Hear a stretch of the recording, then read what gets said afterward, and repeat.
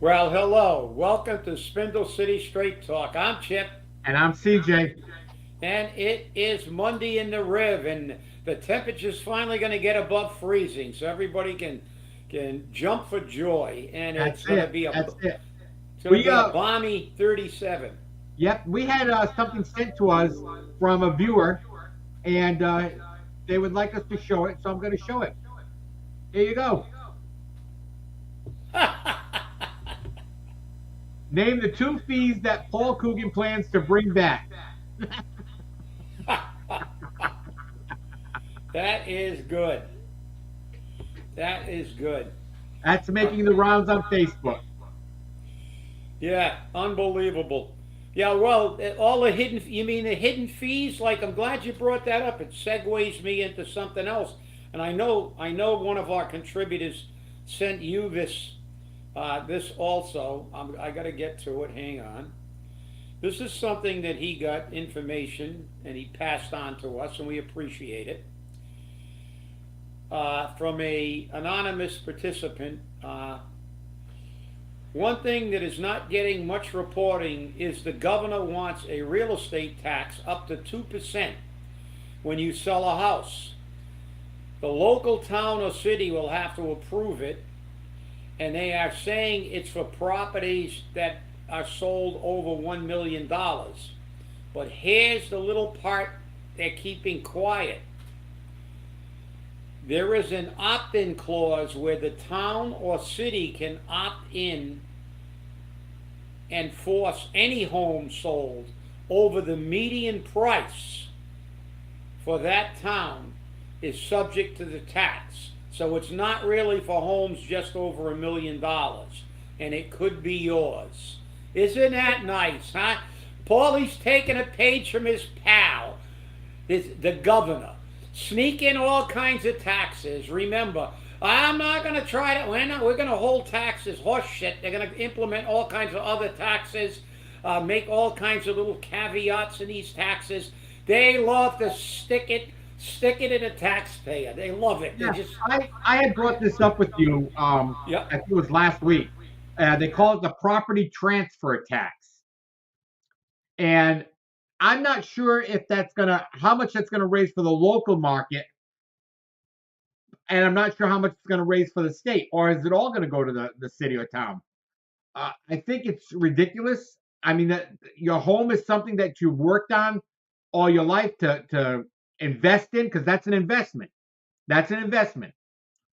And all of a sudden, we're going to start taxing you on your investment. We get taxed on everything. There's nothing in Massachusetts that can't be taxed. Rhode Island's looking at reducing their sales tax. The Massachusetts voters voted to reduce our sales tax to 5%. What did the state do? They raised it to 6.25, and then added 0.75 to the city and town, which brings us to a 7% tax rate. The voters were ignored once again. They're always ignored. The people are not listened to. And now we've got a billion with a B, $1 billion shortfall in the state budget, and we're going to depend on future investments. They're taking, Maura Healey's taking a page right out of Bridget's playbook. This is ridiculous. It is. Look, uh, it is, but there's going to be a cut for the city because it says if this individual is correct, and like I said, we're taking it at face value, and we're just going to talk about it prospectively as written. It's home rule petition. The city has to accept this. So the cities that are going to accept it. It's not going to be the Newtons and the Wellesleys because they're already bitching. They got the Newton school teachers on. They don't like to part with their money. Rich people don't like to part with their money. They're going to keep it all for themselves. Just like all the rich people with the TIFs and the tax breaks and the ties and everything else. Everything in this state is for the rich people. And they screw the taxpayers, and the taxpayers don't throw them out of office. So I blame the taxpayers like you. The voters do not throw these bums out, and this is what you get. And Paulie's going to do the same thing. We're going to get taxed to death. You know, we talked about she talked about Paul Revere. Like I said on the last show, if Paul Revere was alive today, he wouldn't be riding his horse through the streets of Boston, yelling, "The British are coming! The British are coming!" He's going to go, "Maura Healey's coming! The taxes are coming! The taxes are coming!" That, you know, beware. I'm heading for Florida where there's no taxes. See you later, Massachusetts. I mean, this is just look. This state is number 2. We've elevated ourselves to number 2 of the states where people are leaving, and you can see why. We'll never get to number 1. Well, we could in 100 years, I guess. Because California's just got too many people. So just because of the people that leave California, they're leaving in massive quantities. They're leading but we're again in a negative category. We're right at the top of the food chain. Whether you're 1 or 2 in crime, 1 or 2 at the bottom of education, or 1 or 2 of people leaving your state, they're telling you something. People who can get out of here are getting out. That's it. You're right. With the pay state. That's what we do. We gotta pay the freight. We're $1 billion in a hole. We're a couple of $1 billion to the good. What happened? What happened? Now we're $1 billion in the hole, but we're gonna spend billions on the illegals. Does that make any sense to you? We're not going to spend a damn thing on the homeless vets. We're not going to spend a damn thing about the homeless and the people with mental issues living in the streets. About the crime, about the underperforming educational systems. But no, we're going to spend it on the illegals. Give them everything for free on our dime. So listen. This state, I think there's a revolution coming. The next election, I think you're going to see a revolution. I think if they run some viable candidates for state rep, I think you're going to see a change in the state house. I think you may see more Republicans there than we've seen in decades, and if ever. We may break a record if this. And I'm not a Republican. Remember that. I have been a independent my whole life. I have voted in both Democratic primaries and Republican primaries when I had a candidate that I felt was a good candidate and I wanted to support them. So, but I'm an independent because I really don't agree with either party down there, hard line, because I'm probably a moderate for social programs. I believe people who need help should get help, and I've advocated for that my entire life. But I'm also a fiscal conservative. I don't believe in wasting money. So this is the problem. We got government that they're nuts. These people don't give a shit. They just, more taxes. And if they don't like it, well, we'll get to number 1.5 in people leaving. So with that, CJ, I'll turn it back over to you. Well, you know, I'm reading some of these comments that are coming in, and it's scaring me a little bit on some of the comments, like a homeless veteran in a local hospital because they're suffering from hypothermia. But we can make sure that the illegals have a place to live or have a place to stay. Let's get those hotel rooms going. And what are we going to do? I mean, what are we going to do? Seriously. What are we going to do? There's nothing that our state reps want to do. They just want to keep funding the illegals. Fund the illegals all the way through. Keep giving them everything they need. Don't worry about it. Maura Healey's to claim fame is, oh, well, guess what? I got 3,000 of them working at local hospitals doing maintenance work and housekeeping. It's a job, I agree, but those maintenance and housekeeping jobs could have went to somebody else, but they're going to the illegals because Maura Healey set it up that way. Well, you know, CJ, I'm actually, it's funny that it's ironic because I'm working on something right now for somebody. I have a situation where I have a person who is uh, nearly blind, can't drive.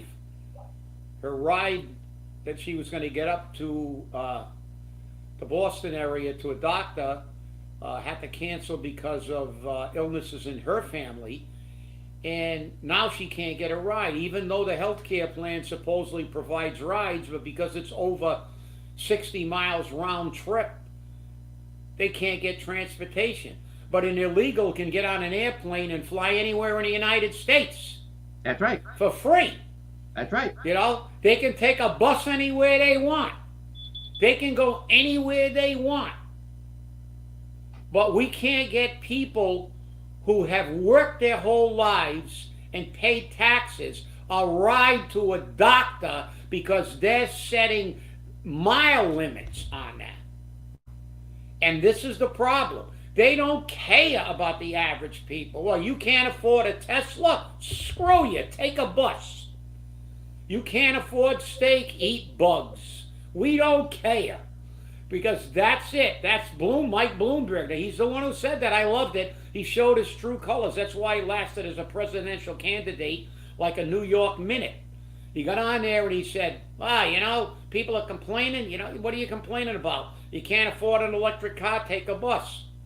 You can't afford meat? Eat beans. You can't afford a vet? Well, get rid of your dog. Kill him.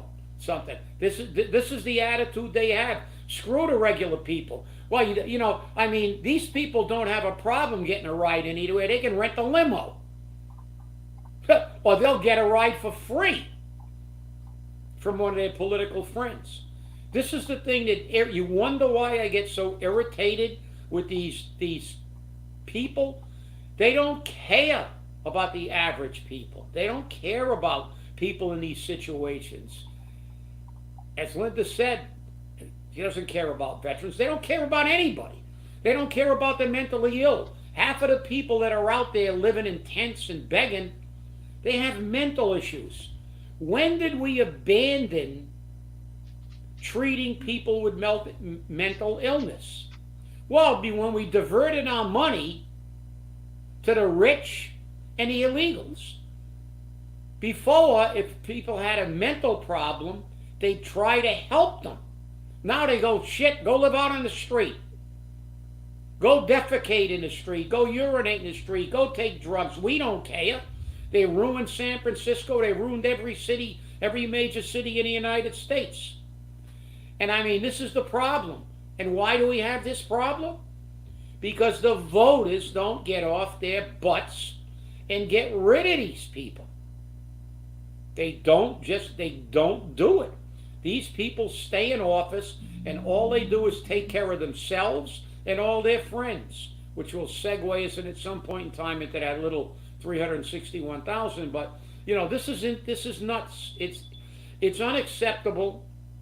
We got to keep trying to fight the fight, but it's up to the people to get these people out of office. It's that simple. And with that, back to you, C. Chip, you said you're trying to help somebody who's blind.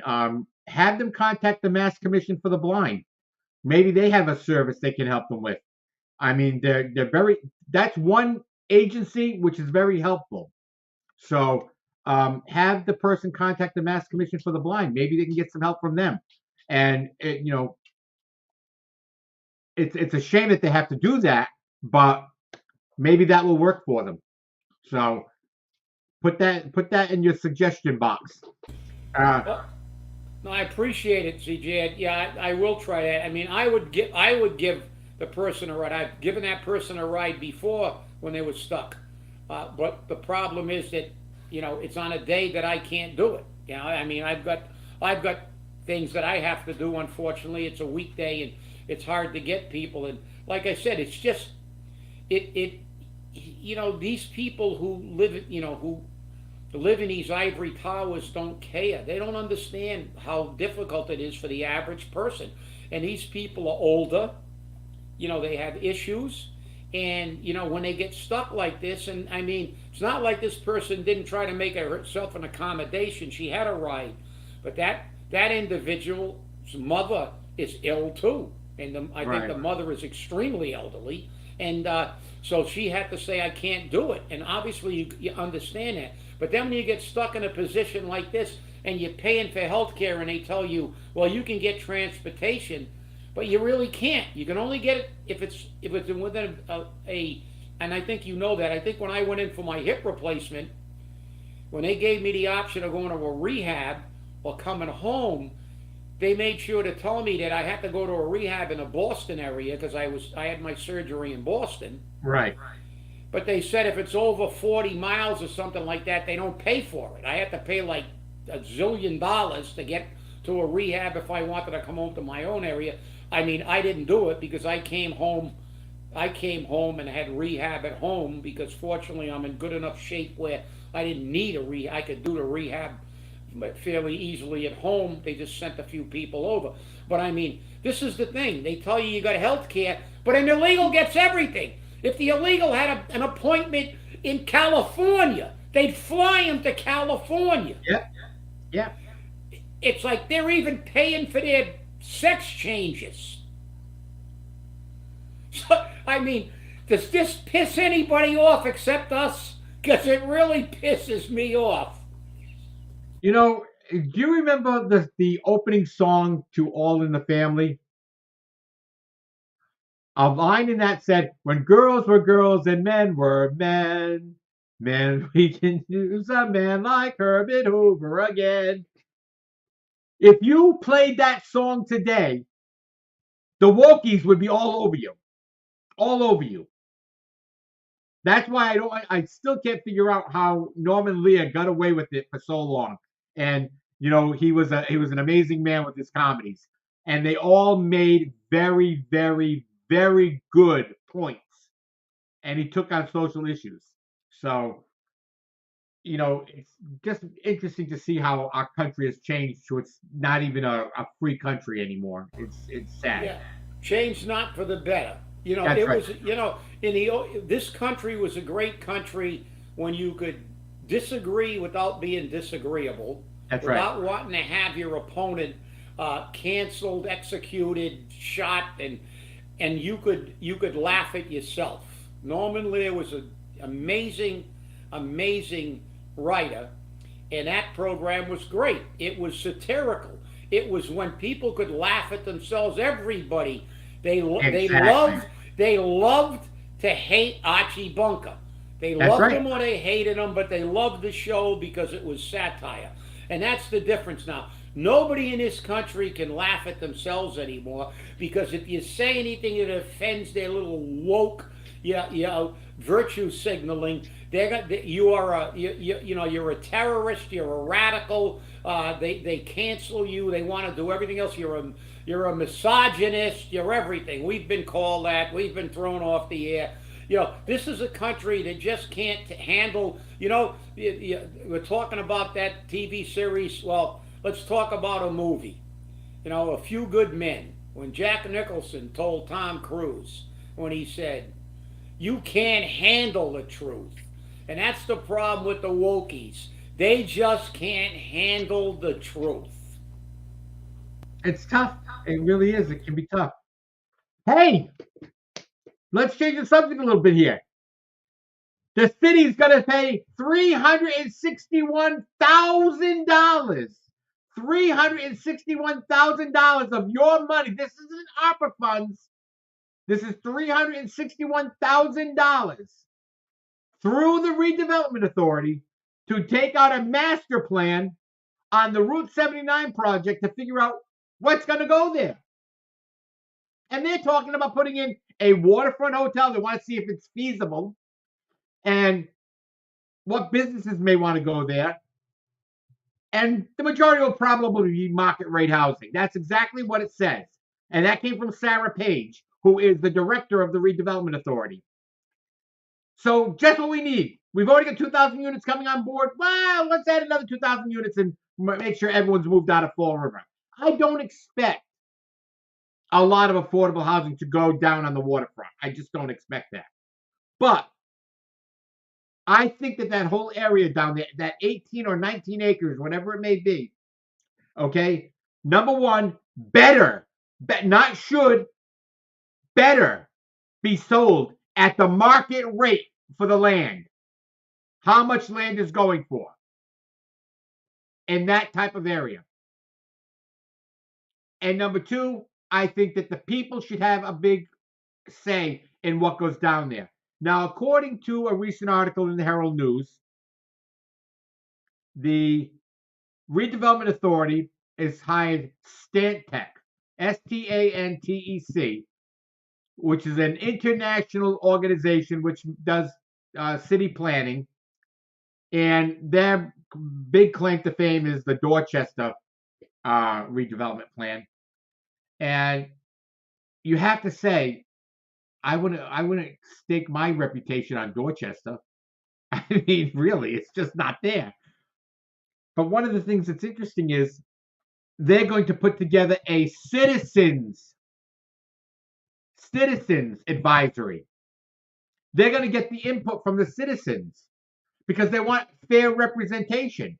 Well, guess what? They said the same thing about the Flint project and asked Carlos Caesar the fair representation that they get up there. They don't get fair representation. They get the representation of the people that are up the mayor's ass. Let's be realistic. Okay? Let's be realistic. That's what they want. But, hey, what do I know? Well, listen, we all know that this is all bullshit. These studies, they're going to get these nationwide, national people, because they're smart. They know all about Fall River. Well, we know that's bullshit, because every time you bring in an out-of-town person that doesn't know crap about the culture or the city, they work in generalizations. And we know one thing. When you pay for a study, that study comes out exactly the way you want it to come out. Otherwise, you don't pay for it. How many studies have we seen in our time, CJ? 500,000? I don't know. A lot. I never saw a study that didn't come out the way the person who commissioned the study wanted it to come out.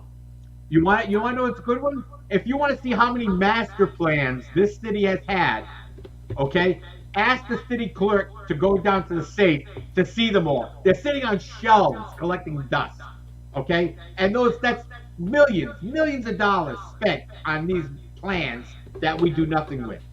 So this is what we're doing. You're right. But the thing is that, listen, they've already said they're going to go talk to the developers. And we know the developers they're talking to. That's their crew.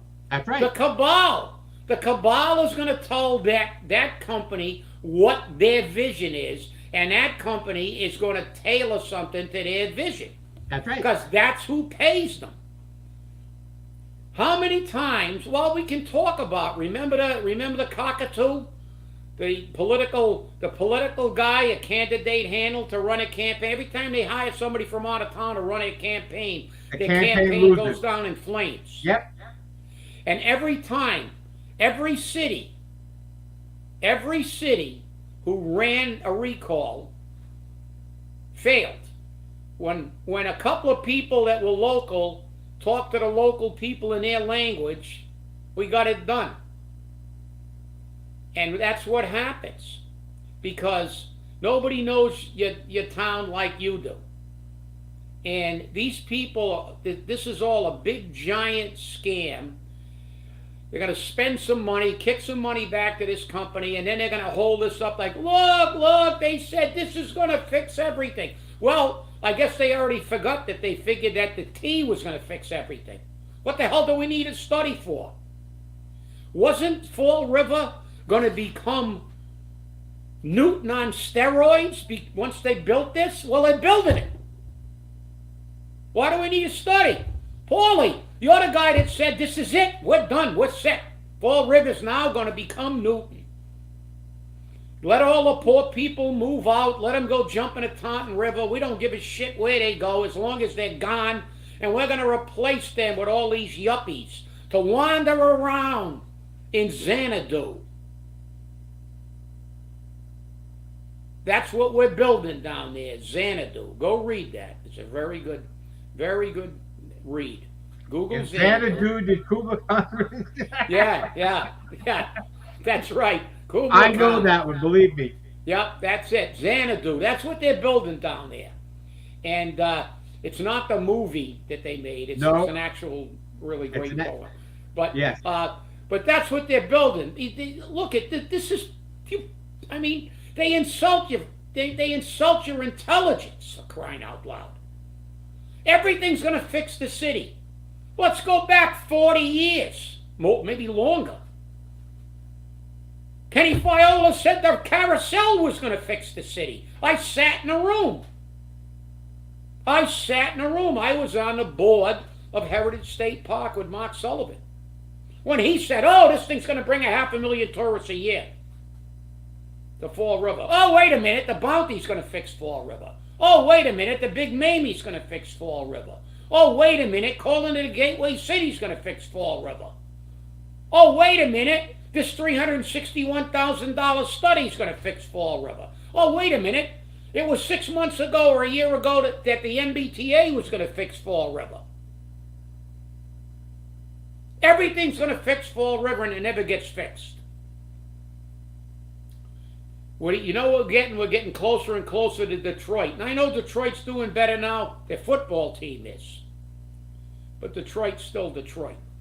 And it's been like that for a very long time. These people are so full of... Listen, if bullshit was bricks, they could build a chimney to the moon and have bricks left over. And they just insult your intelligence. And before we forget to do this, you and I did discuss talking about telling everybody, just in case they don't know, that Desantis has withdrawn from, has suspended his campaign. So we just wanted to get that in. And of course, because tomorrow is the New Hampshire primary. So. Yep, and now it's one-on-one. And I'm going to quote Nikki Haley. It's one fella and one female. That's it. I'm wondering if she takes it in the face, if she's going to withdraw, and then it'll be done. And that's a problem that I see, because we're not going to have a true election process here. Whether you're for Trump or against Trump, you have two people running now for the Republican nomination. And if Nikki Haley can't take New Hampshire, and then she can't take South Carolina, her home state, maybe it's time for her to suspend her campaign. And a lot of people don't think that she has the gumption to do it. She just can't pull it together. And listening to her, she hasn't taken out any attacks until now against Donald Trump. Now she's attacking him. She didn't attack DeSantis. She didn't attack Vivek. So what did she wait so long for? She needed to make that point to people then. Well, I don't think she's going to withdraw, CJ, because she represents the old Republican Party. She is a Bush-Cheney Republican. She's a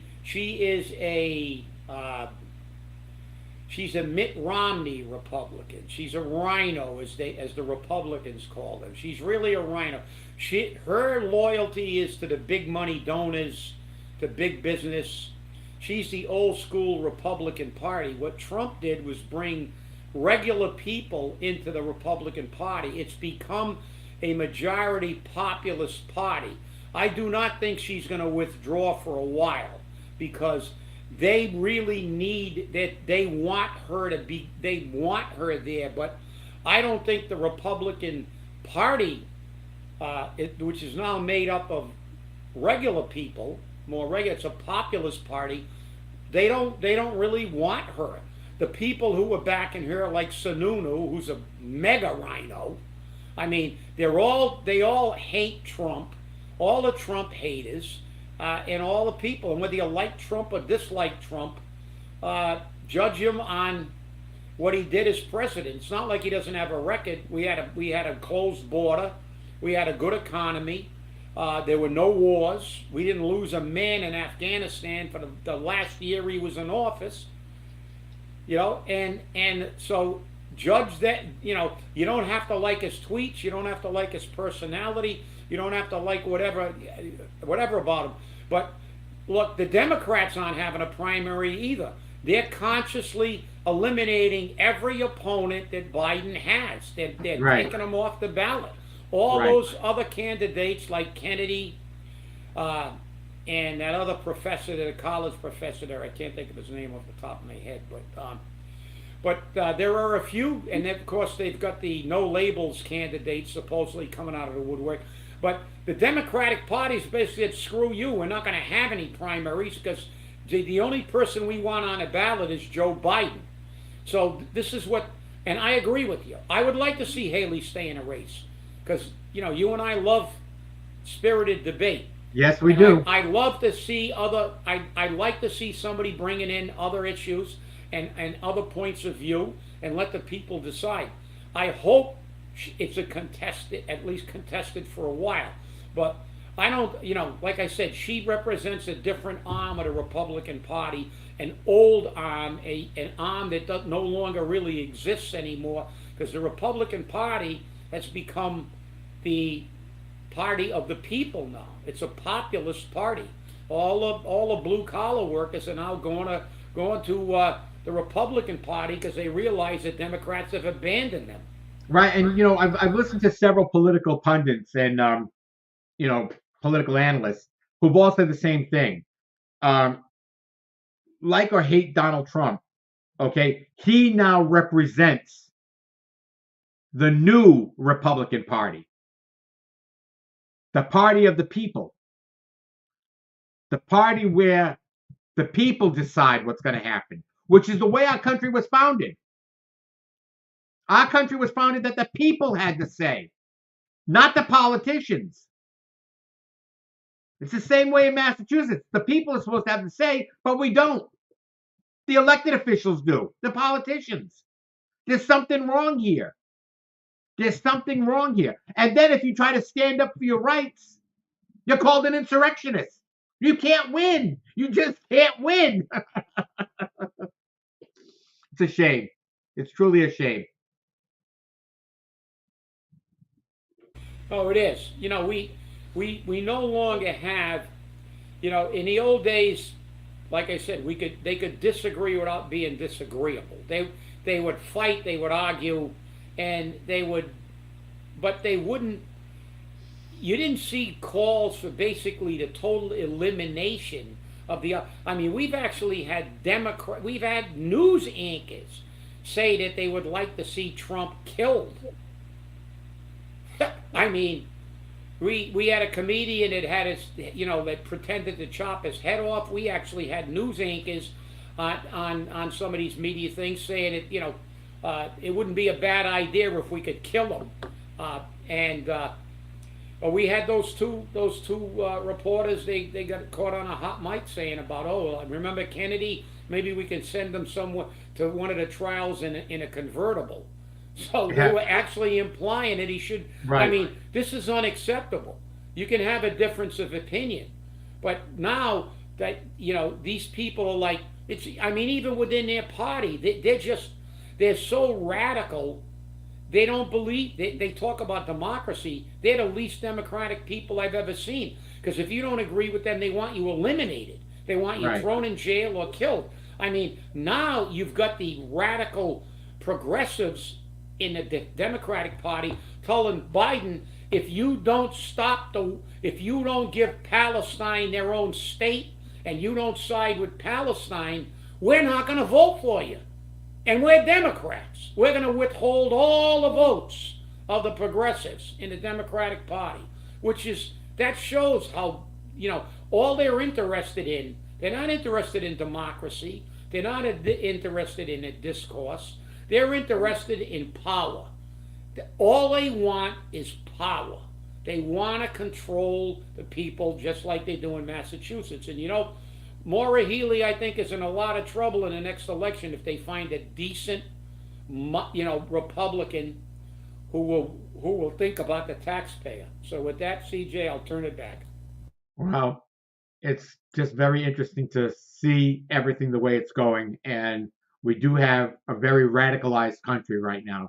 There's no shades of gray anymore. It's black and white, right and left. That's it, and that's a sad state of affairs. Well, I want to thank you all for watching, and remember, stay safe, stay angry, and hold your politicians accountable, especially at tomorrow's city council meeting.